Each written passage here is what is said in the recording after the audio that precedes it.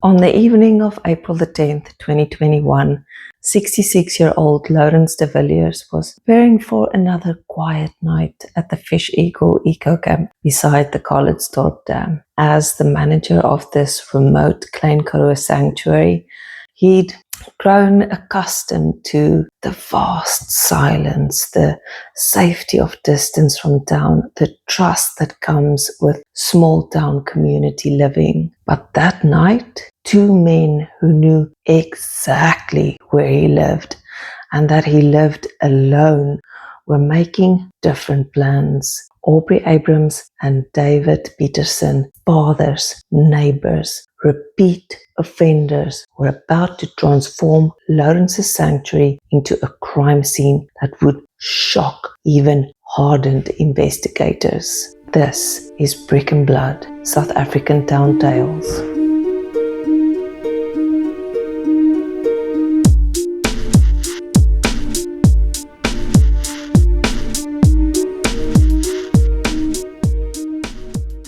Lourens de Villiers had earned his peace through decades of deadline-driven work. A former SABC news director, he'd spent his career bringing the world's chaos into South African homes every evening. At 66, he'd traded studio lights for starlight, choosing to manage the Visarend Eco Lodge, the Fish Eagle Eco Camp, 8 kilometers outside of Calitzdorp, where the Rooiberg Mountains reflected in still water. This wasn't just a job change, it was a complete life transformation. Lourens was a passionate animal lover who found his calling in this remote Klein Karoo sanctuary.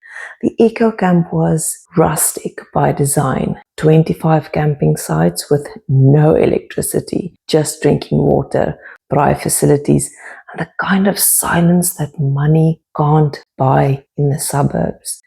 He lived on site in his wooden house, surrounded by basic infrastructure of outdoor hospitality, a large lapa with a central fire pit, ablution blocks, and the endless Klein Karoo sky. He stayed connected to his scattered family through WhatsApp messages, sharing sunset photos, checking on grandchildren's school performances, and maintaining the digital threads that bound a South African family across provinces and time zones.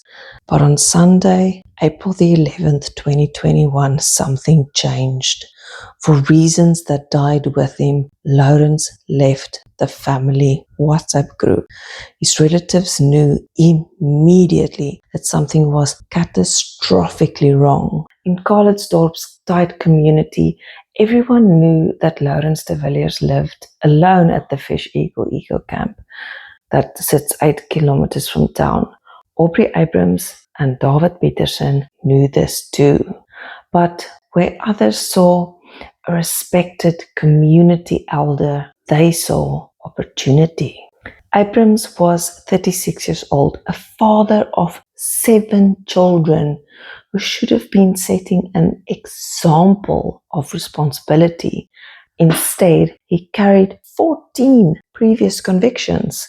Pietersen, at 26, had already accumulated 10 previous convictions. Together, their combined 24 criminal charges represented nearly 2.5 decades of choosing crime over community contribution. On the evening of April 10th, 2021, they arrived at the eco camp with a plan that went far beyond simple theft. Court records reveal they brought a blunt instrument, likely a pickaxe handle, and tape. They came prepared to restrain and torture. What followed was systematic brutality that defies comprehension. They beat Lourens with a pickaxe handle, inflicting head injuries. They kicked him repeatedly. They tied him up, making escape impossible. Finally, they covered his face with tape and left him to suffocate, a death that would have taken agonizing minutes while he lay helpless, unable to call for help that was just a few kilometers away. The medical examiner would later count 25 separate wounds across his body. Each one represented a choice these men made to continue hurting someone who could no longer defend himself.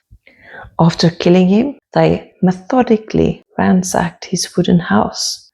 They took his laptop, probably containing years of photos from his new life, his 2 music boxes, suggesting they grabbed anything that might have resale value, his cell phone, severing his connection to the family who would soon be frantically trying to reach him, his wallet with whatever cash he kept for camp operations, even his wine and food, showing a callousness that extended to taking comfort items from a man they just murdered. They loaded everything into Lourens's own Hyundai bakkie and drove away into the Klein Karoo night, leaving his body just steps from where he'd been living his dream retirement. For 3 days, Lourens de Villiers lay dead at the Fish Eagle Eco Camp, while his killers drove his bakkie across the Klein Karoo, ultimately abandoning it near Maatjiesfontein, around 150 kilometers away. Meanwhile, Lourens's family grew increasingly desperate. When someone disappears from the digital conversations that define modern family connection, people notice immediately. Finally, on April 13th, they contacted the police, explaining that this complete silence was so out of character. 2 officers drove the 8 kilometers to the camp and found Lourens's severely injured body at 4 p.m., just steps from his front door. The former news director who'd spent decades documenting tragedy had become tragedy himself. The investigation that followed revealed just how completely the killers had miscalculated. The breakthrough came when a 14-year-old boy walked into Calitzdorp police station and confessed, revealing the full scope of the conspiracy that included the 2 adult killers. Small town crimes leave big tracks when investigators know where to look, and their criminal histories made them obvious suspects from the start. Aubrey Abrahams and Dawid Pietersen were arrested and charged with murder, aggravated robbery, and vehicle theft. The case also involved the juvenile, whose proceedings were handled separately. Their defense attorney, advocate Pieter van Wyk from Legal Aid SA, asked the court to consider the more than 2 years they'd spent in custody awaiting trial and their guilty pleas as mitigating factors. State prosecutor Mervyn Simon argued for the prescribed minimum sentences, stating there were no substantial circumstances to justify any deviation. The regional magistrate Sylvia Mankla had seen the photographic evidence documenting the 25 wounds. She'd heard testimony about a 66-year-old animal lover beaten with a pickaxe handle, kicked repeatedly, tied up and left to suffocate. In December 2023, she delivered justice, life imprisonment for murder, 15 years for aggravated robbery, and 5 years for vehicle theft, running concurrently with the life term. The magistrate described the killing as gruesome and cruel, then asked the question that haunted everyone: what could have possessed the accused to assault someone who couldn't defend himself? They could have just taken what they wanted and left the man alone.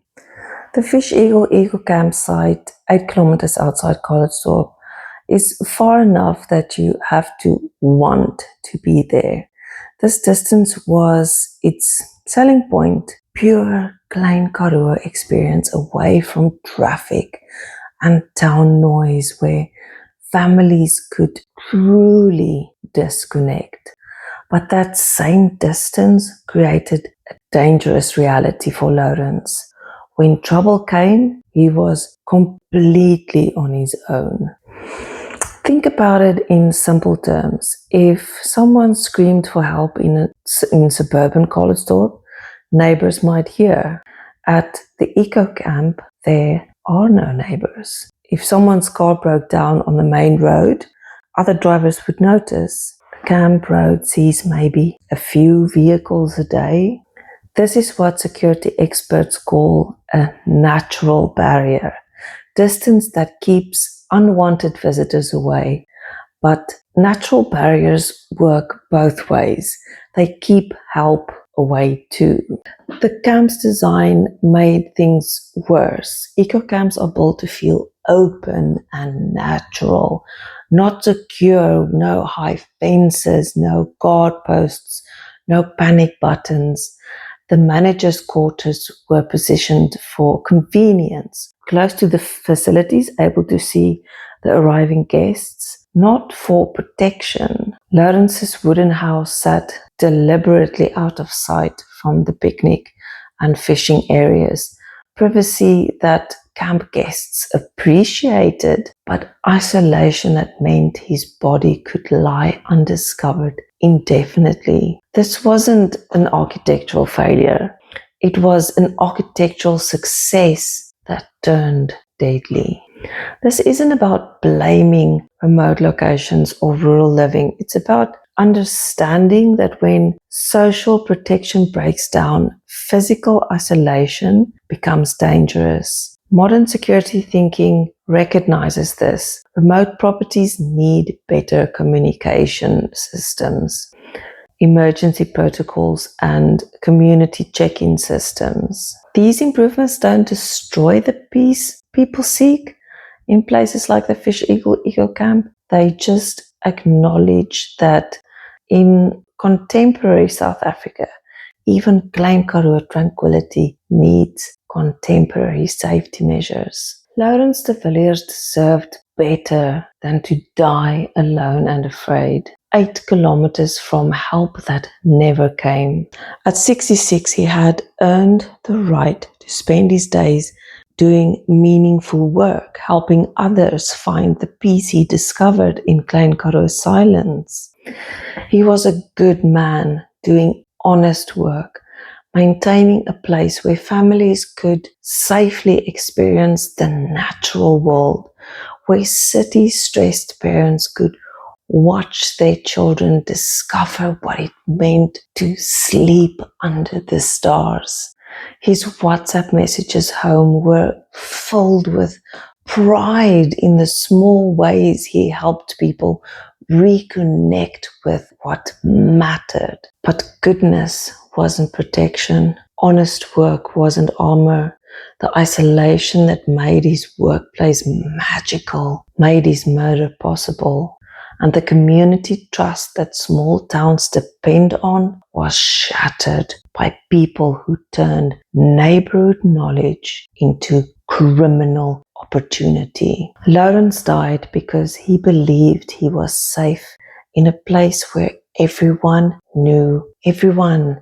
He died because Aubrey Abrahams and Dawid Pietersen, men who should have seen him as a community elder, saw him instead as a target they could torture and rob without consequences. He died because distance that promised peace delivered vulnerability instead. His story matters because it shows how quickly safety can become danger when social bonds break down. It matters because other people are living similar lives, managing remote properties, working alone in beautiful places, trusting that their communities will protect them. Most of all, it matters because Lourens de Villiers was not just a victim. He was a keeper of quiet places, a guardian of peace, a man who spent his final years helping others find what he had found in the vast Klein Karoo silence. He deserved to grow old, surrounded by the mountains he'd loved, not to die at the hands of men who threw away their futures for a stolen bakkie and whatever cash they could find in a campground manager's quarters. Today, the Fish Eagle Eco Camp still operates beside Calitzdorp Dam. It still offers Klein Karoo tranquility to guests who need to remember what silence sounds like.